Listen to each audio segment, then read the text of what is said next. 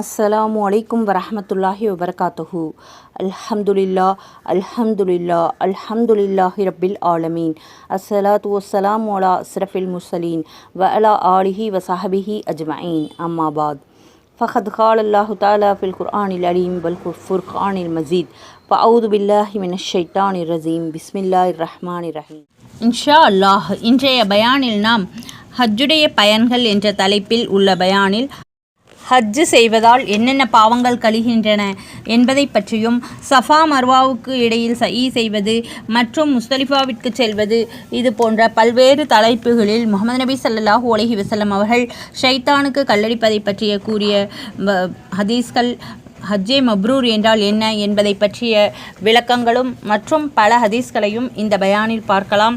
பொறுமையோடும் கவனமாகவும் முழுமையாகவும் நபி ஸல்லல்லாஹு அலைஹி வஸல்லம் அவர்கள் சொன்ன ஒவ்வொரு ஹதீஸ்களையும் கேட்டு பயனடையுங்கள். மற்றவர்களுக்கும் பகிர்ந்து அல்லாஹு தஆலாவிடத்தில் நற்கூலியை பெற்றுக்கொள்ளுங்கள். லைக் செய்து கமெண்ட் செய்யுங்கள். தங்களுடைய மேலான கருத்துக்களை கமெண்டில் கூறுங்கள்.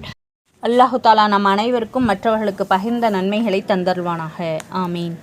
ஒரு ஹதீஸினுடைய ஒரு வாக்கியத்தை ஒருவர் கற்றுக்கொண்டாலும் அதனுடைய அமல் செய்யும் காலமெல்லாம் நமக்கு நன்மைகள் கிடைத்து கொண்டே இருக்கும். ஆகவே ஹதீஸ்களை தாங்கள் கற்றுக்கொள்வதோடு மட்டுமல்லாமல் மற்றவர்களுக்கும் பகிர்ந்து அந்த நன்மைகளை பெற்றுக்கொள்ளுங்கள். இன்ஷா அல்லாஹ். முஹம்மது நபி ஸல்லல்லாஹு அலைஹி வஸல்லம் அவர்கள் அருளியதாக ஹஸ்ரத் தல்ஹத் இப்னு உபைதுல்லாஹ் ரலியல்லாஹு அன்ஹு அவர்கள் அறிவிக்கின்றார்கள், பத்ருடைய நாளோ தனிமையானது. அந்த நாள் அல்லாமல் அரஃபாவுடைய நாளன்றே ஷைத்தான் ஆனவன் அடையும் பெரும் இகழ்ச்சி, பெரும் கேவலம், பெரும் அவமானம், கடும் கோபம் ஆகியவைகளை அடைந்து கொள்ளும் அளவு வேறு எந்த நாளிலும் அடைவதில்லை. இதற்கு காரணம் அவன் அரஃபாவுடைய நாளன்று அல்லாஹுடைய ரஹமத்துக்கள் அளவின்றி ஏராளமாக பொழிவதையும் அடியார்களுடைய பெரிய பெரிய பாவங்கள் மன்னிக்கப்படுவதை பார்ப்பதுமே ஆகும். இந்த ஹதீஸினுடைய விளக்கம், ஷைத்தானுக்கு அந்த நாளில் எவ்வளவு அதிகமாக கோபம் உண்டானாலும், எவ்வளவு கவலைகளும் துக்கமும் மேலிட்டாலும், எவ்வளவு நிம்மதியற்ற நிலை ஏற்பட்டாலும் நியாயம்தான். ஏனென்றால் அவன் காலமெல்லாம் பாடுபட்டு உழைத்து மனிதர்களை பாவங்களில் ஈடுபடுத்தி செய்கின்றான். அவை அனைத்தையும் அன்று ஒரே நாளில் அல்லாஹுடைய ரஹமத்தின் ஒரே அலை வீச்சில் அடித்துச் செல்வதை பார்க்கும் பொழுது அவனுக்கு அந்த அளவு கோபமும் ஆவேசமும் உண்டாகுவது நியாயம்தானே? ஷைத்தான் தனது விஷமம் செய்யும் படைகளை ஹாஜிகள் செல்லும் பாதைகளில் அமர்ந்து அவர்களை வழிகெடுக்கும்படி ஏவுகின்றான் என்று ஒரு ஹதீஸில் கூறப்பட்டுள்ளது. இமாம் கஸ்ஸாலி ரஹ்மத்துல்லாஹி அலைஹி அவர்கள் கஷ்வுடைய ஒரு சூஃபி மகானுடைய சம்பவத்தை கூறுகின்றார்கள். அரஃபாவுடைய நாளன்று ஒரு பெரியாருடைய கண்களுக்கு ஷைத்தான் தெரிந்தான். அவன் மிகவும் பலஹீனமாகி கொண்டிருந்தான். அவனுடைய முகம் மஞ்சனித்து கண்களிலிருந்து கண்ணீர் வழிந்தோடி கொண்டிருந்தது. முதுகை நிமிர்த்தி அவனால் நிற்கவும் முடியவில்லை. அது வளைந்து கொண்டிருந்தது. அந்த சூஃபி மகான் அவனிடம், நீ ஏன் அழுகிறாய் என்று கேட்டார்கள். அதற்கு அவன், இந்த ஹாஜிகள் வியாபாரம் போன்ற உலக நோக்கம் எதுவுமில்லாமல் அல்லாஹுடைய தர்பாரில் ஹாஜராகிவிட்டார்கள். அந்த பரிசுத்த அல்லாஹ் இவர்களை பாக்கியமற்றவர்களாக ஆக்க மாட்டானே என்ற வேதனையும் வருத்தமும் என்னை வாட்ட நான் அழுகின்றேன் என்று பதிலளித்தான். அந்த மகான் மறுபடியும், நீ ஏன் நலிந்து மெலிந்து விட்டாய் என்று விசாரித்தார்கள். அதற்கு அவன், குதிரைகளின் குளம்பொழியால் அந்த குதிரைகள் சதா சர்வகாலமும் அல்லாஹுடைய பாதையில், அதாவது ஹஜ்ஜு, உம்ரா, ஜிஹாது போன்ற மார்க்க காரியங்களுக்காக சென்று கொண்டே இருக்கின்றன. அந்த வாகனங்கள் என்னுடைய பாதையில், அதாவது மீன் விளையாட்டு, கூத்து, கேளிக்கை, தீய நடத்தை, ஹராமான சம்பாத்தியங்கள் போன்ற விஷயங்களுக்காக செல்லுமே ஆனால் எனக்கு சந்தோஷம் அளிக்குமே என்றான். அந்த பெரியவர் மேலும் அவனிடம், உன்னுடைய நிறம் ஏன் மஞ்சனித்து விட்டது என்று கேட்க, அதற்கு அவன், மக்கள் ஒருவருக்கொருவர் நன்மைகளை செய்யும்படி ஆர்வமூட்டுகின்றார்கள். அந்த வேளையில் ஒருவருக்கொருவர் உதவி செய்கின்றார்கள். ஆனால் அதே உதவியும் ஒத்தாசையும் பாவங்களை செய்வதில் இருக்குமேயானால் எனக்கு அளவில்லாத மகிழ்ச்சி அளிக்குமே என்றான். அந்த பெரியார், உன் முதுகு ஏன் கூனிவிட்டது என்று கேட்டார்கள். அதற்கு அவன், அடியான் சதா சர்வகாலமும் யா அல்லாஹ் என் முடிவை நலவானதாக முடிவாக ஆக்கிவிடுவாயாக, ஆமீன் என்று கேட்டுக்கொண்டே இருக்கின்றான். தனது கடைசி முடிவு பற்றிய கவலை மனதில் சதாவும் மிகைத்திருக்கக்கூடிய ஒரு மனிதன் தனது நல்ல செயல்களின் மீது எப்போது கர்வம் கொள்வான் என்றான். ஹஸ்ரத் இப்னு சமாஸ்தார் ரலியல்லாஹு அன்ஹு அவர்கள் அறிவிப்பதாவது, நாங்கள் ஹஸ்ரத் அம்ரு இப்னு ஆஸ் ரலியல்லாஹு அன்ஹு அவர்களிடத்தில் வந்திருந்தோம். அது கடைசி நேரமாக இருந்தது. மரணம் நிகழ்ந்து கொண்டிருந்தது. ஹசரத் அம்ரு ரலியல்லாஹு அன்ஹு அவர்கள் அப்பொழுது வெகு நேரம் வரை அழுது கொண்டே இருந்தார்கள். அதற்கு பிறகு நாம் இஸ்லாத்தை ஏற்ற சம்பவத்தை சொல்லலானார்கள். எப்பொழுது அல்லாஹு ஜல்லசானஹு என்னுடைய உள்ளத்தில் இஸ்லாத்தை ஏற்க வேண்டும் என்ற ஆவலை உண்டாக்கினானோ அப்பொழுது நான் முஹம்மது நபி ஸல்லல்லாஹு அலைஹி வஸல்லம் அவருடைய சமூகத்தில் ஆஜராகி தங்களது திருக்கத்தை கொடுப்பீர்களாக, நான் பையத்து செய்து முஸ்லீம் ஆகி விடுகின்றேன் என்றேன். முஹம்மது நபி ஸல்லல்லாஹு அலைஹி வஸல்லம் அவர்கள் தங்களுடைய திருக்கரத்தை நீட்டினார்கள். நான் என் கையை பெண்ணுக்கு இழுத்து கொண்டேன். முஹம்மது நபி ஸல்லல்லாஹு அலைஹி வஸல்லம் அவர்கள் ஏன், காரணம் என்ன என்று கேட்டார்கள். அப்பொழுது நான், யா ரசூலுல்லாஹி ஸல்லல்லாஹு அலைஹி வஸல்லம், முதற்கண் ஒரு நிபந்தனையை விட விரும்புகின்றேன். அது என்னவென்றால், அல்லாஹ் எனது முந்திய பாவங்கள் அனைத்தும் மன்னிக்க வேண்டும் என்று கேட்டார்கள். அதற்கு முஹம்மது நபி ஸல்லல்லாஹு அலைஹி வஸல்லம் அவர்கள், அம்ரு, உமக்கு இந்த விஷயம் தெரியாதா? இஸ்லாமானது குஃப்ருல் செய்யப்பட்ட எல்லா பாவங்களையும் அழித்து விடுகிறது. மேலும் ஹிஜ்ரத்திற்கு முன் செய்த எல்லா தவறுகளையும் ஹிஜ்ரத் நீக்கிவிடுகிறது. இன்னும் ஹஜ்ஜுக்கு முன் செய்த குற்றங்கள் அனைத்தையும் ஹஜ்ஜு போக்கிவிடுகிறது என்று கூறினார்கள். முஸ்லிம் தர்கீப். முக்கியமாக கவனிக்க வேண்டிய விஷயம் என்னவென்றால், ஒன்று ஒருவருடைய உரிமையாகும், மற்றது அதன் பாவமாகும். ஹஜ்ஜு போன்ற அமல்களினால் பாவங்கள் மன்னிக்கப்பட்டு விடுகிறது, ஆனால் உரிமை மன்னிக்கப்பட மாட்டாது. உதாரணமாக, ஒருவர் மற்றொருவருடைய பொருளை திருடிவிட்டார் என வைத்துக்கொள்வோம். அதில் முதலாவதாக திருடப்பட்ட பொருள் மற்றவரது திருடிய பாவம். இப்பொழுது பாவம் மன்னிக்கப்பட்டு விடுவதன் அர்த்தம் திருடிய பொருளை உரியவர்களுக்கு திருப்பி கொடுக்க வேண்டியதில்லை என்பது அல்ல. மாறாக அதை திருப்பி கொடுப்பது அவசியமாகும். திருடியதால் ஏற்பட்ட பாவம் மன்னிக்கப்பட்டுவிடும்.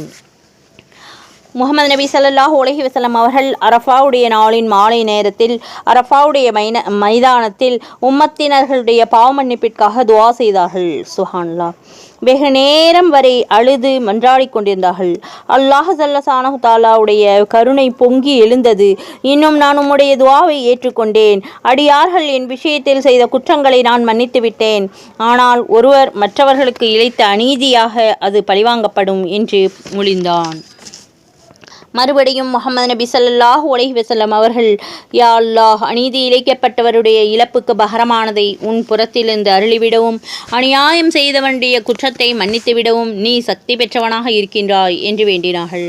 மேலும் மீண்டும் மீண்டும் அவ்வாறே வேண்டிக் கொண்டே இருந்தார்கள். முஸ்தலிஃபாவுடைய காலியில் அல்லாஹு தஆலா இந்த துஆவையும் ஏற்றுக்கொண்டான். அந்த சமயம் முஹம்மது நபி ஸல்லல்லாஹு அலைஹி வஸல்லம் அவர்கள் பொன் சிரிப்பு சிரித்தார்கள். அதை கண்ட சஹாபாக்கள், யா ரசூலுல்லாஹி ஸல்லல்லாஹு அலைஹி வஸல்லம், தாங்கள் அழுது மன்றாடிய இந்த நிலையில் பொன் சிரிப்பு சிரித்தீர்கள். இப்படிப்பட்ட சந்தர்ப்பங்களில் புன்முறுவல் புரியும் வழக்கமில்லையே என்றார்கள். அதற்கு முஹம்மது நபி ஸல்லல்லாஹு அலைஹி வஸல்லம் அவர்கள், எப்பொழுது அல்லாஹு தஆலா என்னுடைய அந்த துஆவையும் ஏற்றுக்கொண்டானோ, அதனை பற்றி ஷைத்தானுக்கு தெரிய வந்ததோ, அப்பொழுது அவன் மிக வேதனையோடு கூச்சலிட ஆரம்பித்து விட்டான். தன் தலை மீது மண்ணை அள்ளி போடவும் செய்யலானான் என்று அருளினார்கள். தர்கீப். முஹம்மது நபி ஸல்லல்லாஹு அலைஹி வஸல்லம் அவர்கள் அருளியதாக ஹஸ்ரத் சஹல் இப்னு சஅத் ரலியல்லாஹு அன்ஹு அவர்கள் அறிவிக்கின்றார்கள். ஹாஜி லப்பைக் சொல்லும் பொழுது அவரோடு அவரது இடது புறத்திலும் வலது புறத்திலும் இருக்கக்கூடிய கல், மரம், மண், கட்டி போன்ற அனைத்தும் லப்பைக் சொல்கின்றன. மேலும் இவ்வாறு பூமியின் கடைசி வரை இந்த தொடர் நடைபெறுகிறது. இப்னு மாஜா, திர்மிதி, மிஸ்காத். இந்த ஹதீஸின் விளக்கமாவது, லப்பைக் ஓதுவது ஹஜ்ஜுடைய அடையாளமாகும் என்று கூறப்பட்டுள்ளது. ஹஸ்ரத் மூசா அலைஹி வஸல்லம் அவர்கள் எப்பொழுது லப்பைக் கூறுவார்களோ அப்பொழுது அல்லாஹும் அதற்கு பதில் சொல்லும் முறையில் லப்பைக் யா மூசா என்று கூறிக்கொண்டிருந்தான் என்று ஒரு ஹதீஸில் கூறப்பட்டுள்ளது. கன்ஸ். ஹாஜியின் லப்பைக் மட்டுமல்ல, அவருடைய ஒவ்வொரு செயலிலும் நன்மையும் சிறப்பும் இருக்கின்றது. ஹசரத் அப்துல்லா இப்னு உமர் ரலியல்லாஹு அன்ஹு அவர்கள் அறிவிக்கிறார்கள், நான் முஹம்மது நபி ஸல்லல்லாஹு அலைஹி வஸல்லம் அவருடைய சமூகத்தில் மினாவின் மஸ்ஜிதில் ஹாஜராக இருந்தேன். அப்பொழுது அன்சாரி சஹாபி ஆகிய சகஃபி ஆகிய கோத்திரங்களைச் சேர்ந்த இருவர் அன்னாரிடம் வந்து சலாம் கூறிய பிறகு, யா ரசூலுல்லாஹி ஸல்லல்லாஹு அலைஹி வஸல்லம், நாம் சில விஷயங்களை கேட்டு அறிந்து கொள்ள வந்துள்ளோம் என்றார்கள். அதற்கு அருமை நபி ஸல்லல்லாஹு அலைஹி வஸல்லம் அவர்கள், உங்கள் மனம் நாடினால் நீங்களே கேட்டுக்கொள்ளலாம், அல்லது நீங்கள் சொன்னால் நீங்கள் கேட்டு அறிய வந்த விஷயத்தை பற்றி நான் சொல்லட்டுமா என்றார்கள். அதற்கு அவர்கள், தாங்களே சொல்லுங்கள் என்றார்கள். முஹம்மது நபி ஸல்லல்லாஹு அலைஹி வஸல்லம் அவர்கள், நீங்கள் ஹஜ் சம்பந்தமாக கேட்டு அறிய வந்துள்ளீர்கள். அதாவது ஹஜ்ஜுக்கான நியத்தோடு வீட்டை விட்டு புறப்படுவதின் நன்மை என்ன? தவாஃபிற்கு பிறகு 2 ரக்காத் தொழுதால் அதன் பலன் என்ன? சஃபா மர்வாவிற்கு இடையில் சயி செய்வதின் நன்மை என்ன? அரஃபாவில் தங்குவது, ஷைத்தானுக்கு கல்லடிப்பது, இன்னும் குர்பானி செய்வது, மேலும் தவாபே தியாரத் செய்வது ஆகியவைகளுடைய நன்மை என்ன என்பதை பற்றித்தானே கேட்கிறீர்கள் என்றார்கள். இதை கேட்ட அந்த இருவரும் தாங்களை நபியாக அனுப்பிய அந்த பரிசுத்த அல்லாஹு தாலாவின் மீது சத்தியமாக இதே கேள்விகள்தான் நம்முடைய சிந்தனையிலும் இருந்தன என்றார்கள். பதிலளிக்கும் முறையில் முகமது நபி ஸல்லல்லாஹு அலைஹி வஸல்லம் அவர்கள் ஹஜ்ஜை நாடி வீட்டை விட்டு புறப்பட்ட பிறகு உங்களுடைய வாகனம் ஒட்டகம் எடுத்து வைக்கக்கூடிய ஒரு அடி சுவட்டிற்கு பதிலாக ஒரு நன்மை உங்கள் ஏட்டில் பதியப்படும். சுப்ஹானல்லாஹ். ஒரு பாவம் மன்னிக்கப்படும். தவாஃபிற்கு பிறகு 2 ரக்காத் தொழுவதின் நன்மையாகிறது ஒரு அரபு அடிமையை விடுதலை அளித்த நன்மைக்கு போன்றதாகும். மேலும் சஃபா மர்வாவுக்கு இடையில் சயி தொங்கோட்டம் செய்ததன் நன்மையானது 70 அடிமைகளை விடுதலை செய்வதற்கு சமமாகும். இன்னும் எப்பொழுது மக்கள் அரஃபாவுடைய மைதானத்தில் கூடிவிடுகின்றார்களோ அப்பொழுது அல்லாஹு தாலா உலகத்தினுடைய முதல் வானத்தில் இறங்கி மலக்குமார்களிடம் பெருமையாக சொல்லுகின்றான், என்னுடைய அடியார்கள் நீண்ட தூரங்களிலிருந்து தலை விரிகோளமாக வந்திருக்கின்றார்கள். என்னுடைய ரஹமத்தை ஆதரவு வைத்து வந்திருக்கின்றார்கள். உங்களுடைய பாவங்கள் மணல் இம்மிகளின் எண்ணிக்கை அளவு இருந்தாலும் சரி, அல்லது மலை துளிகளின் எண்ணிக்கை அளவு இருந்தாலும் சரி, அல்லது சமுத்திரத்தின் நுரையளவு இருந்தாலும் சரி, அப்பொழுதும் நான் மன்னித்து விட்டேன். செல்லுவீர்களாக. பரிபூர்ணமாக மன்னிக்கப்பட்ட நிலையில் நீங்கள் திரும்பிச் செல்வீர்களாக. உங்கள் பாவங்களும் மன்னிக்கப்பட்டு விட்டன. இன்னும் நீங்கள் சிபாரிசு செய்தவர்களுடைய பாவங்களையும் அல்லாஹு தாலா மன்னித்து விடுகின்றான். இவ்வாறு கூறுகிறான். இதற்கு பிறகு முகமது நபி ஸல்லல்லாஹு அலைஹி வஸல்லம் அவர்கள் கூறியதாவது, ஷைத்தானுக்கு கல்லடிப்பதை கொண்டு ஒவ்வொரு கல்லுக்கும் பதிலாக படு நாசத்தில் சேர்க்கக்கூடிய ஒரு பெரிய பாவம் மன்னிக்கப்பட்டு விடுகிறது. குர்பானிக்கு பகரமாக அல்லாஹு தாலாவிடம் உங்களுக்கு பெரிய சேமிப்பு இருக்கின்றது. இன்னும் இஹ்ராமிலிருந்து வெளிப்படும் பொழுது தலைமுடியை நீக்குவதனால் ஒவ்வொரு முடிக்கு பதிலாக ஒரு நன்மை கிடைக்கின்றது. ஒரு பாவம் மன்னிக்கப்படுகின்றது. இவைகளுக்கு பிறகு ஒரு மனிதன் தவாபு ஜியாரத்தை அவர் மீது எந்த பாவமும் இல்லாத நிலையில் செய்கின்றார். இன்னும் ஒரு மலக்கு அவருடைய 2 தோள்களுக்கும் இடையில் கையை வைத்து, இனி புதிதாக நல்ல அமல்களை செய்து கொள்வீர்களாக. உம்முடைய முந்திய சகல பாவங்களும் மன்னிக்கப்பட்டு விட்டன என்று கூறுகிறார். தர்கீப். எனினும் ஹஜ்ஜு என்பது ஹஜ்ஜே மப்ரூர் எனப்படும் உண்மையான ஹஜ்ஜு என்று சொல்ல தகுதியுடையதாக இருக்க வேண்டும். பெரியார்கள் கூறியிருக்கின்றார்கள், லப்பைக் என்பது ஹஸ்ரத் இப்ராஹிம் அலைஹி வஸல்லம் அவர்கள் அல்லாஹுடைய உத்தரவிற்கிணங்க கொடுத்த அழைப்பிற்கு பதில் சொல்வதாகும். இதை பற்றி கூறும்பொழுது குர்ஆனுடைய ஆயத் அத்தின் பின் நாசி என்பதில் கூறப்பட்டது. ஆதலால் ஒரு பேரரசனுடைய அழைப்பின் பேரில் அவனுடைய தர்பாரில் ஆஜராகும் போது எவ்வாறு ஆதரவும் அச்சனமும் ஏற்படுகின்றதோ அவ்வாறான ஒரு நிலை ஏற்பட வேண்டும். அல்லாஹுவை அஞ்சிக் கொண்டு இருக்க வேண்டும். ஏனென்றால் நமது தீய செயல்களின் காரணமாக நம்முடைய வரவு ஏற்கப்படாமல் ஆகிவிடக்கூடாதல்லவா. முத்ரிஃப் இப்னு அப்துல்லா ரலியல்லாஹு அன்ஹு அவர்கள் அரஃபாவுடைய மைதானத்தில், யா அல்லாஹ், இவர்கள் அனைவரையும் என்னுடைய பீடைத்தனத்தின் காரணமாக பாக்கியமற்றவர்களாக ஆக்கிவிடாதே என்று துஆ செய்தார்கள். பஜ்ர முஸ்னி ரஹ்மத்துல்லாஹி அலைஹி அவர்கள் கூறுகிறார்கள், ஒரு பெரியார் அரஃபாவுடைய மைதானத்தில் ஹாஜிமார்களை பார்த்தவாறு, நான் மட்டும் இங்கு இல்லாமல் இருந்தால் இவர்கள் அனைவருக்கும் பாவமன்னிப்பு கிடைத்துவிடும் என்று எண்ணுகிறேன் என்று கூறினார்கள். இஸ்திகாப். ஹஜ்ரத் அலி ஜெயினுல் ஆபிதீன் ரஹமத்துல்லாஹி அலைஹி அவர்கள் ஹஜ்ஜுக்காக இஹ்ராம் கட்டிய பொழுது அன்னாருடைய முகம் மஞ்சனித்து விட்டது. இன்னும் உடல் நடுக்கம் கண்டுவிட்டது. லப்பைக் என்ற தல்பியாவை அவர்களால் கூற இயலவில்லை. ஒருவர், தாங்கள் இஹ்ராமுடைய ஆரம்பத்தில் லப்பைக் கூறவில்லையே என்று சொன்னார். அதற்கு அன்னார், நான் கூறும் லப்பைக்கிற்கு பதிலாக லா லப்பைக் என பதில் சொல்லப்பட்டு விடக்கூடாதே என நான் அஞ்சுகின்றேன் என்றார்கள். அதாவது உன்னுடைய வரவு ஏற்றமானது அல்ல என்று கருத்தாகும். அதற்கு பிறகு மிக சிரமத்தோடு லப்பைக் என்று கூறியவுடன் அன்னார் மயக்கமடைந்து தனது ஒட்டகத்திற்கு கீழே விழுந்து விட்டார்கள். இதற்கு பிறகு லப்பைக் கூறிய பொழுதெல்லாம் இவ்வாறே நிகழ்ந்து கொண்டிருந்தது. இதே நிலையில் ஹஜ் முழுவதையும் அவர்கள் நிறைவேற்றினார்கள். ஹஸ்ரத் அஹ்மத் ரஹமத்துல்லாஹி அலைஹி அவர்கள் கூறுகிறார்கள், நான் அபு சுலைமான் ரஹமத்துல்லாஹி அலைஹி அவர்களோடு ஹஜ்ஜுக்கு சென்றேன். அன்னார் இஹ்ராம் கட்ட ஆரம்பித்த பொழுது லப்பைக் ஓதவில்லை. இப்படியாக 1 மைல் தூரம் வரை நடந்துவிட்டோம். இதற்கு பிறகு அன்னாருக்கு மயக்க நிலை ஏற்பட்டுவிட்டது. மயக்கம் தெளிந்தவுடன் என்னிடம், ஏ அஹ்மத், அல்லாஹு தாலா ஹஜரத் மூசா அலைஹி வஸல்லம் அவர்களுக்கு வஹி மூலமாக அநியாயக்காரர்களிடம் நீர் கூறிவிடுவீராக, அவர்கள் என்னுடைய திக்ரை குறைவாக செய்யட்டும். ஏனென்றால் மனிதன் அல்லாஹு தாலாவை நினைவு கூறும் பொழுது அல்லாஹ் பதுகுரூனி அதுகுருக்கும், நீங்கள் என்னை நினையுங்கள் நான் உங்களை நினைவு கூறுகிறேன் என்று திருவாக்குப்படி அல்லாஹும் அந்த அநியாயக்காரனை நினைவு கூறுகிறான். இந்த அடிப்படையில் அந்த அநியாயக்காரனை நான் சாபத்தோடு நினைவு கூறுகிறேன் என்று அறிவித்தான். இதனை கூறிய பிறகு அபு சுலைமான் ரஹமத்துல்லாஹி அலைஹி அவர்கள், அஹ்மத், எனக்கு அறிவிக்கப்பட்டது என்னவென்றால், எந்த ஒரு மனிதன் அனுமதிக்கப்படாத காரியங்களோடு ஹஜ்ஜுக்கு சென்று லப்பைக் என்று கூறினால் அல்லாஹ் லா லப்பைக், அதாவது எதுவரை நீ தீ செயல்களை விடவில்லையோ அதுவரை உன்னுடைய லப்பைக் ஏற்க தகுதி அல்ல என்று கூறிவிடுகின்றான் என்றார்கள். இஸ்திஹாப் திர்மிதி ஷரீஃபில் ஹசரத் சத்தாத் இப்னு அவுஸ் ரலியல்லாஹு அன்ஹு அவர்களால் அறிவிக்கப்பட்ட ஹதீஸில் கூறப்படுகிறது, அறிவுள்ள மனிதன் யார் என்றால் அவன் தன்னைத்தானே விசாரணை செய்து கொண்டிருப்பான், மேலும் மறுமைக்கான அமல்களை செய்து கொண்டிருப்பான். முட்டாளும் மதியீனனும் யாரென்றால் அவன் தனது நப்சை இச்சைகளில் ஈடுபடுத்தி கொண்டு தனது ஆவல்களை கைகூடிவிடும் என்று நம்பிக்கொண்டே இருப்பான். நுஸ்ஹா. ஆனாலும் இவையெல்லாம் ஒரு புறம் இருக்க, அல்லாஹுடைய அன்பின் மீதும் கருணையின் மீதும் நல்ல ஆதரவு வைப்பது மிக அவசியமாகும். ஏனென்றால் அவனுடைய அருளும் கருணையும் நமது பாவங்களை விட அளவிட முடியாத அளவு மிகைத்ததாகும். மாநபி ஸல்லல்லாஹு அலைஹி வஸல்லம் அவர்கள் செய்த துஆவின் வார்த்தைகளாவது, யா அல்லாஹ், உன்னுடைய மன்னிப்பு என்னுடைய பாவங்களை விட மிக விசாலமானது, உன்னுடைய ரஹமத் என்னுடைய நல்ல அமல்களை விட ஆதரவு வைப்பதற்கு அதிக தகுதியுடையது.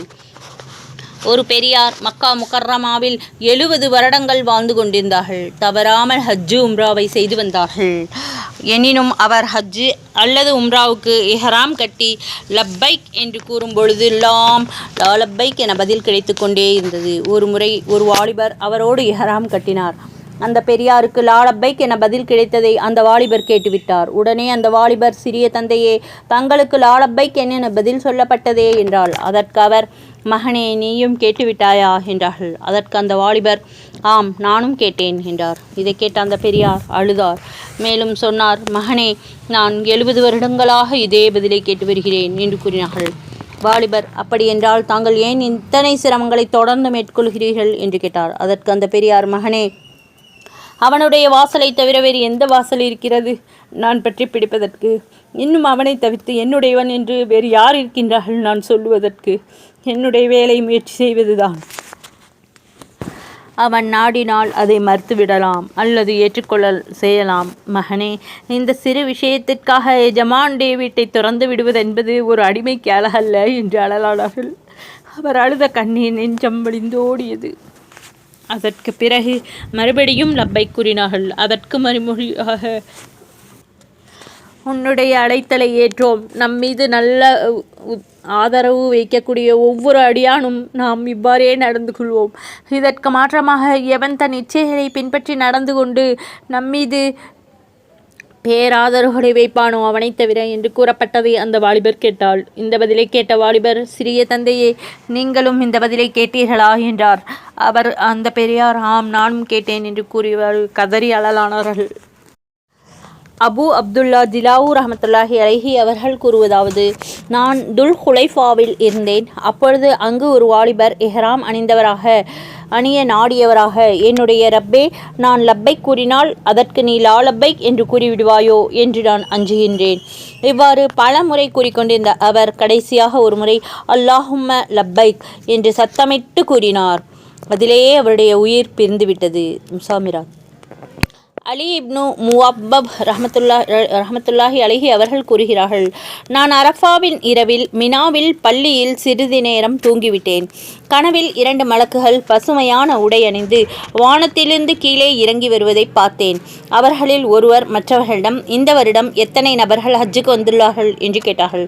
அதற்கு இரண்டாமவர், எனக்கு தெரியாதே என்றார். அதற்கு கேள்வி கேட்டவரே, 6 லட்சம் நபர்கள் என அறிவித்தார்கள். மறுபடியும் அவரே, இவர்களில் எத்தனை நபர்களுடைய ஹஜ்ஜு ஏற்றுக்கொள்ளப்பட்டது என்று உமக்கு தெரியுமா என்று கேட்டார். மற்றவர், எனக்கு தெரியாதே என்றார்.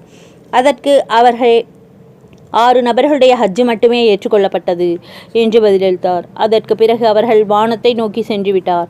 இப்னு முஅவ்வப் ரஹ்மத்துல்லாஹி அலைஹி அவர்கள் கூறுகிறார்கள், இந்த கனவு கண்டு திகிலடைந்து நான் விழித்து எழுந்தேன். மிக்க வேதனையும் கவலையும் என்னை பற்றி பிடித்து கொண்டு விட்டது. மக்பூலான ஹஜ்ஜை பெற்றவர்கள் 6 நபர்கள் தான் என்று இருக்கும் பொழுது அவர்களில் நான் ஒருவனாக எப்படி இருக்க முடியும் என்று என்னை பற்றிய சிந்தனையில் ஆழ்ந்துவிட்டேன். அதற்கு பிறகு அரஃபாவிலிருந்து திரும்பும் பொழுது நான் ஜனக்கூட்டத்தை பார்த்தவாறு இருந்தேன். இவ்வளவு பெரிய கூட்டம், இதில் 6 நபர்களுடைய ஹஜ் மட்டும் ஒப்புக்கொள்ளப்பட்டு விட்டது என்று எனக்கு ஒரே கவலையாக இருந்தது. முஸ்தலிஃபாவிலும் இதே சிந்தனையில் எனக்கு தூக்கம் மேலிட்டு தூங்கிவிட்டேன். மறுபடியும் அதே 2 மலக்குகள் எனக்கு கனவில் காணப்பட்டார்கள். மேலே கூறியதைப் போல அதே கேள்வி பதில்கள் திரும்பவும் பேசிக்கொண்டார்கள். அதற்கு பிறகு அந்த மலக்கு, இந்த விஷயத்தில் அல்லாஹ் என்ன உத்தரவிட்டிருக்கின்றான் என்று உமக்கு தெரியுமா என்று கேட்டார். இரண்டாம் அவர், எனக்கு தெரியாதே என்றார். முதலாம் அவர், அந்த 6 நபர்களில் ஒவ்வொருவரின் பொருட்டால் 1,00,000 பேர்களுக்கு ஹஜ்ஜு ஒப்புக்கொள்ளப்படும் என்று முடிவு செய்யப்பட்டுள்ளது என்று கூறினார். சுப்ஹானல்லாஹ். இந்த கனவை கண்டு விழித்து எழுந்ததும் வார்த்தைகளால் வர்ணிக்க முடியாத அளவுக்கு எனக்கு மகிழ்ச்சி ஏற்பட்டது என்று இப்னு முஅவ்வப் ரஹ்மத்துல்லாஹி அலைஹி அவர்கள் கூறுகிறார்கள். இந்த பெரியாருடைய மற்றொரு சம்பவம் கூறப்படுகிறது. அன்னார் கூறுகிறார்கள், 1 வருடம் நான் ஹஜ்ஜு செய்தேன். அப்பொழுது ஹஜ்ஜு கபூலாகாத சில மனிதர்கள் இருப்பார்களே என்று அவர்கள் மீது எனக்கு அனுதாபம் ஏற்பட்டது. அதற்கு நான், யா அல்லாஹ், எவருடைய ஹஜ்ஜு ஏற்க தகுதியற்றதோ அவருக்கு என்னுடைய ஹஜ்ஜை வழங்கிவிட்டேன் என்று துஆ செய்தேன். நான் 50ற்கும் அதிகமான ஹஜ்ஜுகளை செய்து அவற்றின் நன்மைகளை முஹம்மது நபி ஸல்லல்லாஹு அலைஹி வஸல்லம் அவர்களுக்கும் நாட்பெரும் கலீஃபாக்களுக்கும் எனது பெற்றோர்களுக்கும் சமர்ப்பணம் செய்துவிட்டேன். ஒரு ஹஜ்ஜு மட்டும் மீதி இருந்தது. அரஃபாவுடைய மைதானத்தில் ஜனங்களின் அழுக்குரலை கேட்டு அதனையும் எவருடைய ஹஜ்ஜு ஒப்புக்கொள்ளப்படவில்லையோ அவர்களுக்காக அர்ப்பணித்தேன். பிறகு முஸ்தலிஃபாவில் வைத்து கனவில் அல்லாஹு தாலாவின் தரிசனம் எனக்கு கிடைத்தது. அப்பொழுது அல்லாஹு தாலா, ஏ அலியே, நீ என்னை விட பெரிய கொடையாளியாகிவிட பார்க்கின்றாயா? நானே கொடைத்தன்மையை படைத்தேன், நானே கொடையாளிகளை படைத்தேன். நான் எல்லா கொடையாளிகளுக்கும் பெரிய கொடையாளி ஆவேன். எல்லா அருள் புரிபவர்களை விட மகா அருளாளன், மன்னிக்கக்கூடிய அனைவரை காட்டிலும் மிக மன்னிப்படிப்பவன். நான் மக்பூலான ஹஜ்ஜுடையவர்களுடைய பொருட்டால் ஏற்க தகுதியற்றவருடைய ஹஜ்ஜையும் ஏற்றுக்கொண்டு விட்டேன் என்று கூறினான். இஸ்திஹாப் ரவுல் என்னும் நூலில் இன்னும் அதிகமாக, நான் அவர்கள் அனைவரையும் மன்னித்து விட்டேன். அவர்களோடு இன்னும் பலரையும் அவர்களிடமிருந்து ஒவ்வொருவருடைய சிபார்ஷை அவருடைய வீட்டார், உறவினர், இன்னும் அண்டை வீட்டார் ஆகிய அனைவருக்காகவும் ஏற்றுக்கொண்டேன் என்று கூறப்பட்டுள்ளது. இந்த சம்பவங்களின் பெறப்படும் படிப்பினையாவது, அல்லாஹுடைய அன்பு கருணையின் பேரில் நல்ல ஆதரவு வைப்பது மிக மிக அவசியம் என்பதைத்தான். இன்னும் அவன் தனது சொந்த கிருபையினால் எதையும் அருளிவிடக்கூடியவனாக இருக்கின்றான். ஒரு ஹதீஸில், அரஃபாவுடைய மைதானத்தில் தனக்கு இன்னும் பாவமன்னிப்பு கிடைக்கவில்லை என்று எண்ணக்கூடிய மனிதன் மிகப்பெரிய பாவியாவான் என்று கூறப்பட்டுள்ளது. இஸ்திஹாப் முஹம்மது நபி ஸல்லல்லாஹு அலைஹி வஸல்லம் அவர்கள் கூறினார்கள், ஹஜ்ரத் அபு மூசா ரலியல்லாஹு அன்ஹு அவர்கள் அறிவிக்கின்றார்கள், ஹாஜிகளுடைய சிபாரிஷு 400 குடும்பத்தினர்களுக்காக ஒப்புக்கொள்ளப்படும், அல்லது அவருடைய குடும்பத்தில் 400 பேர்களுக்காக ஒப்புக்கொள்ளப்படும். அறிவிப்பாளர்களுக்கு எந்த சொல்லை சொன்னார்கள் என்று சந்தேகமாகிவிட்டது. முஹம்மது நபி ஸல்லல்லாஹு அலைஹி வஸல்லம் அவர்கள் கூறினார்கள், ஹாஜி தனது பாவங்களிலிருந்து அவருடைய தாய் வயிற்றிலிருந்து அன்று பிறந்த பாலகனைப் போல பரிசுத்தமாகி விடுகிறார். நூல் தர்கீப் 400 பேர்களுக்கு சிபார்சு ஏற்றுக்கொள்ளப்படும் என்பதன் பொருள், அந்த எண்ணிக்கை அளவுள்ள மனிதர்களின் பாவங்களை பற்றி அல்லாஹு தாலா வாக்களித்து விட்டார் என்பதாகும். அதைவிட அதிகம் முடியாது என்பது பொருள் அல்ல. பல அறிவிப்புகளில் ஹாஜி எவர்களுடைய பாவ மன்னிப்பிற்கு துவா செய்தாலும் அது ஏற்றுக்கொள்ளப்படும் என்று கூறப்பட்டுள்ளது. புகழ்பெற்ற பெரியார்களில் ஒருவர் ஹஸ்ரத் புலைல் இப்னு இயால் ரஹ்மத்துல்லாஹி அலைஹி அவர்கள் ஒருமுறை அரஃபாவுடைய மைதானத்தில் இருந்தவர்களை நோக்கி, ஜனங்களே, இங்கு கூடியுள்ள அனைவரும் ஒன்று திரண்டு தயாளம் நிறைந்த வள்ளல் ஒருவருடைய வாசலுக்கு சென்று 1 பைசா தர்மம் கேட்டால் அவர் அதை தர மறுத்து விடுவாரா?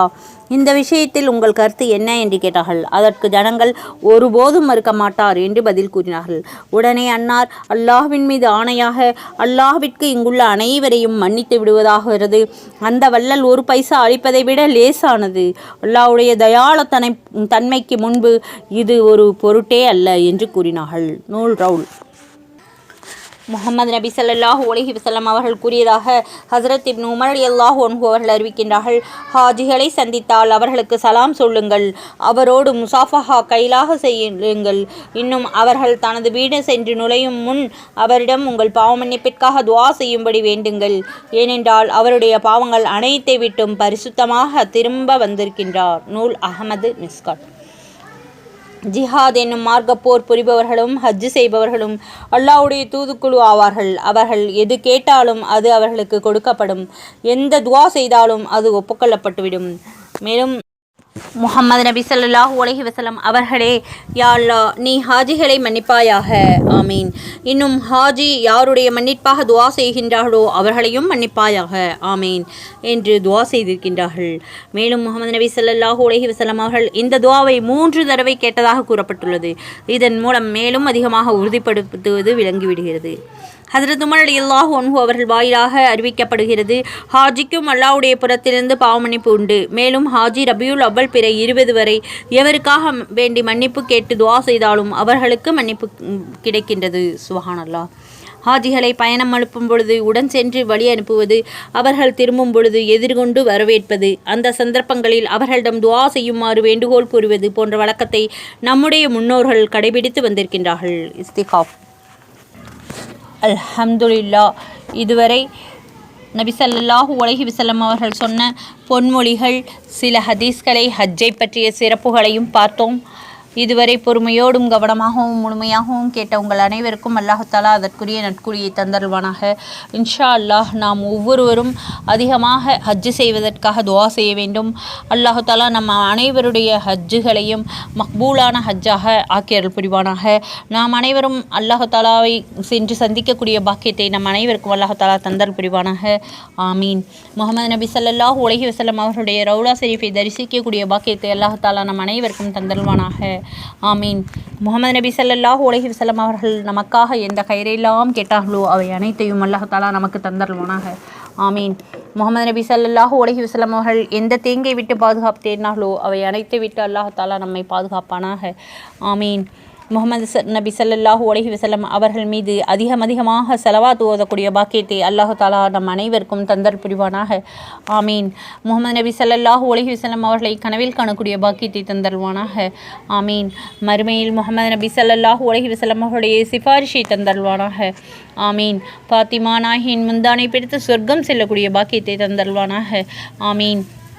தொழுகையை உள்ளச்சத்தோடும் பயபக்தியோடும் தொழுகக்கூடிய பாக்கியத்தை தந்தருள்வானாக. ஆமீன். பாங்கு சத்தத்தை கேட்டவுடன் தொழுகக்கூடிய பாக்கியத்தை தந்தருள்வானாக. ஆமீன். நாங்கள் தொழுகும்போது பிழை ஏற்பட்டால் யா அல்லாஹ் மன்னித்தருள்வாயாக. ஆமீன். யாரெல்லாம் தொழுக தென்னும் தொழுகாமலும் தொழுக தெரியாமலும் இருக்கின்றார்களோ அவர்களுக்கெல்லாம் தொழுகக்கூடிய நசீபை தந்தருள்வாயாக. ஆமீன். யா அல்லாஹ் எங்களுடைய தொழுகையை கபூல் செய்தருள்வாயாக. ஆமீன். நாங்கள் தொழுதற்குரிய பிரதிபலனை மறுமையில் அதிகப்படுத்தி எங்களுக்கு தந்தருள்வாயாக. ஆமீன். யா அல்லாஹ் நாங்கள் எந்த பாவம் செய்திருந்தாலும் மன்னித்தருள்வாயாக. யா அல்லாஹ் மன்னிக்கக்கூடியவனாக இருக்கின்றாய். யா அல்லாஹ் எங்கள் அனைவருடைய பாவங்களையும் மன்னித்தருள்வாயாக. ஆமீன். முஹம்மது நபி ஸல்லல்லாஹு அலைஹி வஸல்லம் அவருடைய ஒவ்வொரு ஹதீஸ்களையும் கேட்டு அதன்படி நடக்கக்கூடிய பாக்கியத்தை தந்தருள்வாயாக.